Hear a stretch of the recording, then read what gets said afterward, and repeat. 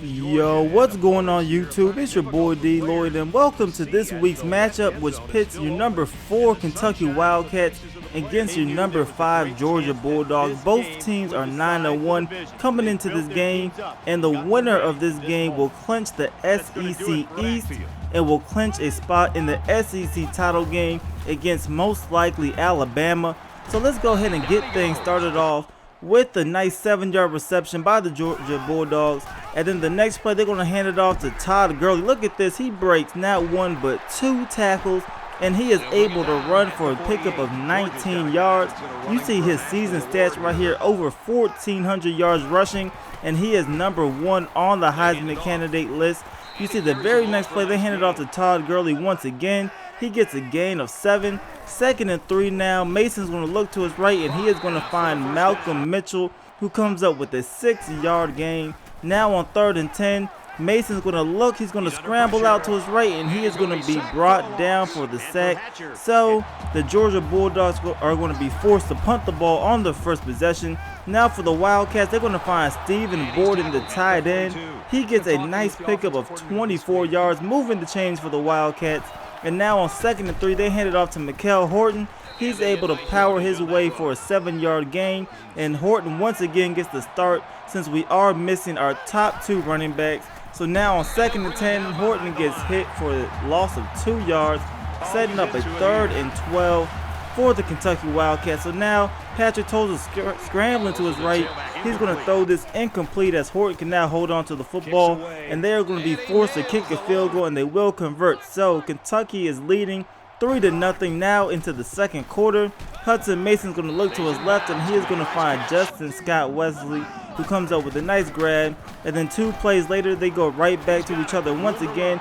And now he's going to get a nice stiff arm, and that's going to allow him to pick up some extra yards. So a gain of 17 on that one. Now Hudson Mason's looking to his right, and he is going to find Malcolm Mitchell once again, this time for a 10-yard gain. Now just about 2 minutes remaining in the half. Mason's going to look for Todd Gurley on 3rd and 8.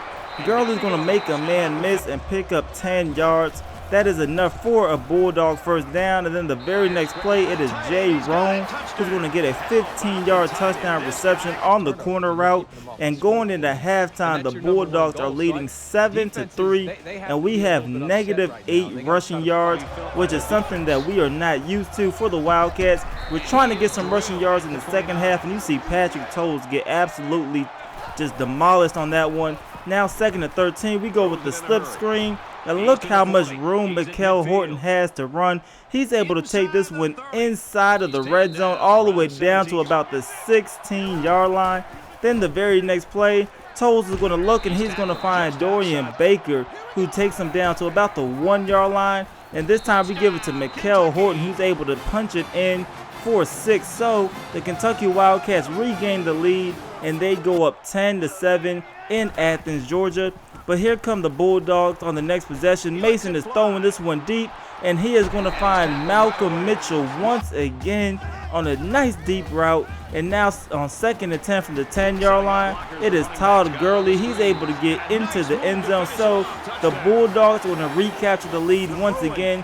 But looking at the studio update, your number 1 ranked UCLA Bruins are going to take their first loss of the year. So that is going to make this game more interesting. So now we have a more realistic shot of possibly getting into a national championship game. We just need to survive this game against Georgia. And you see right here, Hudson Mason's going to find Bennett on the 18-yard reception, which is going to make things look pretty bad for us, especially at this point in the game. You see Todd Gurley right here getting the nice handoff, and he's going to go for a gain of 9 yards. 3rd and 1 now. The Georgia Bulldogs are going to go for it, and it is going to be Maxey who goes into the end zone. That's Taylor Maxey, 14-yard reception, and the Georgia Bulldogs are up 21-10. A minute left in the 3rd quarter. Mikael Horton is going to get the handoff. He's going to get a gain of 4 yards.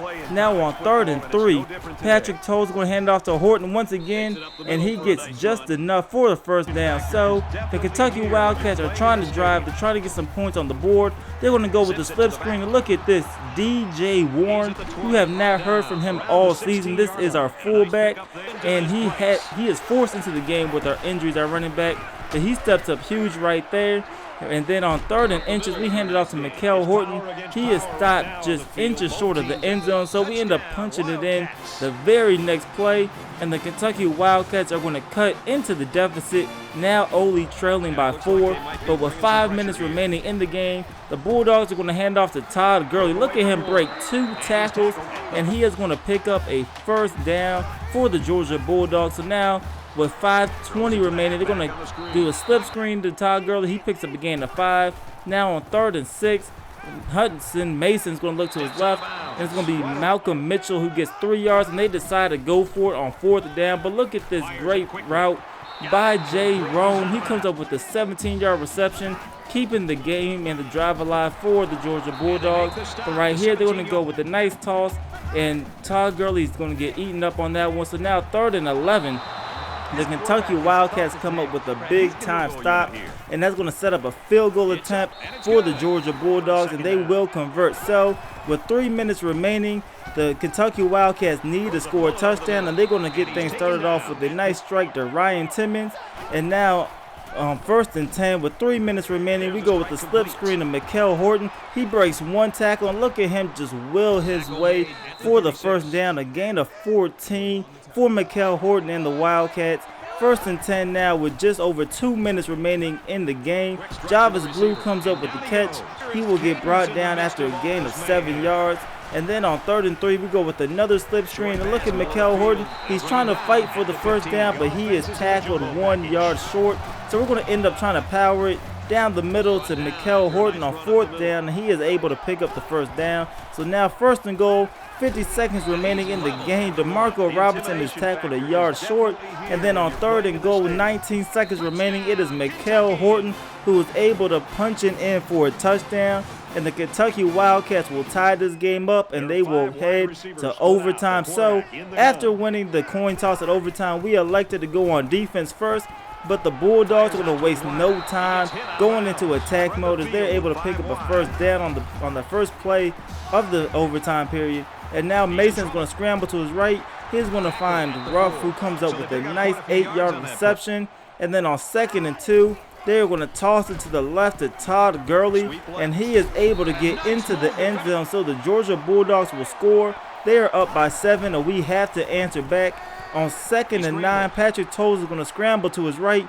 He is going to throw it short, and that is going to fall incomplete. So 3rd and 9, we go with the slip screen, and Mikael Horton is brought down before he can even get back to the line of scrimmage. So on 4th and 12, the Kentucky Wildcats need this to keep their season alive, and they are going to find Jarvis Blue on the out route as they come up clutch on the 4th and 12 conversion. Now later on in the drive, it is 3rd and goal. We need to come up clutch once again, but this throw is not going to cut it as Patrick Toles throws that one to nobody. And now on 4th and goal, we are going to find DeMarco Robinson on the slant route, who comes up with a big time catch. So the Kentucky Wildcats tie this game up going into the 2nd overtime. So now the Kentucky Wildcats are going to waste no time. They're going in attack mode. And look at this. Ryan Timmons is almost able to get into the end zone. However, he is brought down just short of the end zone. So now 2nd and goal. We toss it out to Mikael Horton. He loses a lot of yards on that one. 3rd and goal from the 9-yard line now. We go with the slip screen once again. And once again, Mikael Horton cannot go anywhere. So the Wildcats will be forced to kick a field goal. They're up by 3, but they need to prevent Georgia from scoring the touchdown or possibly just get a turnover. And we're going to get off to a great start right here as Mason is going to throw this out of bounds. Now on 3rd and 9, Hudson Mason's looking to his left, and it is A.J. Stamps who comes up deflecting that pass. So the Georgia Bulldogs will also kick a field goal. So we are heading into overtime number 3. And the Bulldogs are going to waste absolutely no time. The first play from scrimmage, and you see Malcolm Mitchell coming up with yet another big-time catch. and the Georgia Bulldogs are up 40-34. But since we are in the third overtime, each team must go for 2, and Mason is brought down on the 2-point conversion. So the Georgia Bulldogs are only leading by 6, and here come the Wildcats throwing it to the side of Mikel Horton. He gets a gain of 4 yards. And then the second play, the overtime, Patrick Tolles is looking down the middle of the field, and it is Jarvis Blue who comes up with the easy catch. They tie this game up at 40 apiece, and now they have to go for 2. So we initially came out in the pass play. We decided to audible and hand it to Mikel Horton, our third string running back, and he is able to get into the end zone, and that is going to do it. The Kentucky Wildcats are going to survive and win this one 42-40. They keep their hopes alive for a possible national championship, and they also clinch a spot in the SEC title game. You see Mikel Horton winning player of the game with 3 rushing touchdowns. However, as a team, the Kentucky Wildcats have a season low 45 rushing yards, but they are able to get the job done regardless. And they are now only a couple games away. 1 game remaining left of the regular season, and that is going to be against the Tennessee Volunteers. Regardless if they win or lose, they're going to the SEC title game. But to keep the national championship hopes alive, let's go ahead and win this game next week, and then we'll head to the SEC title game. But that is it for this episode. Please let me know your thoughts about the game and your thoughts about our national championship hopes. That's it for this episode, so please go ahead and leave this video a like. Also subscribe if you haven't already. It's your boy DLloyd. I'm going to see y'all next time. Peace.